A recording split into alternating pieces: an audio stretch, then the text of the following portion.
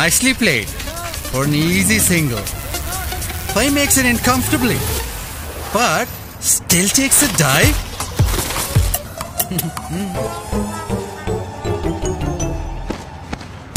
Good effort, पर देखते हैं कि कौन बनेगा सर्फ एक्सेल दागों का champion. Arifwala Rao Asif Zaman DSP traffic police Pakpattan और इनकी टीम ने तिरखनी मोड़ पर अवाम में मास्क तकसीम किए।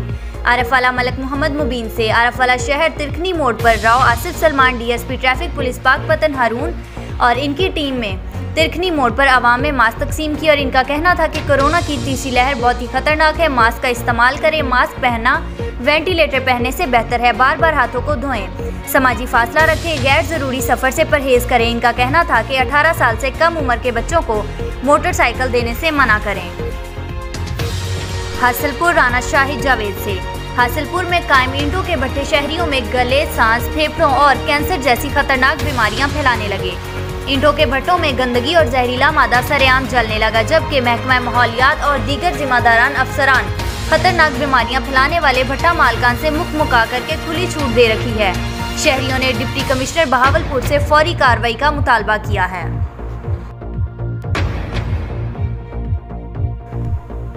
कराची स्टाफ रिपोर्टर राना शाहिद जावेद की रिपोर्ट के मुताबिक सिंध असम्बली एक बार फिर अक़लियतों के तहफ़्फ़ुज़ के नाम पर 18 साल से पहले इस्लाम कबूल करने पर पाबंदी का गैर इस्लामी बिल पेश करने के लिए करारदाद लाई गई थी। असम्बली में दाखिले पर पाबंदी के बावजूद रुकावटें अबूर करके और गेट फैलाकर MPA सईद अब्दुल रशीद ऐवान असम्बली पहुंचे और करारदाद पेश होने नहीं दी और मौक़िफ़ पेश किया कि इस्लामी नज़रियाती कौंसिल से अक़लियती बिल पर सिफारिशात आने तक सिंध असम्बली में ये बिल पेश नहीं होने देंगे। आरफवाला जावेद संधू की रिपोर्ट के मुताबिक आरफवाला के नवाही गांव चक नंबर 84 EB में प्लास्टिक वॉलीबॉल टूर्नामेंट मुनक्किद हुआ। 84 EB टीम और 86 EB टीम के दरमियान वॉलीबॉल सेमीफाइनल मैच हुआ, जिसमें 86 EB की टीम ने 84 EB को शिकस्त दी। फाइनल मैच 86 EB और 163 नॉयल दोनों टीमों के मद्दमुकाबिल हुई, जिसमें 86 EB की टीम ने दोनों टीमों को शिकस्त देकर फाइनल अपने नाम कर लिया।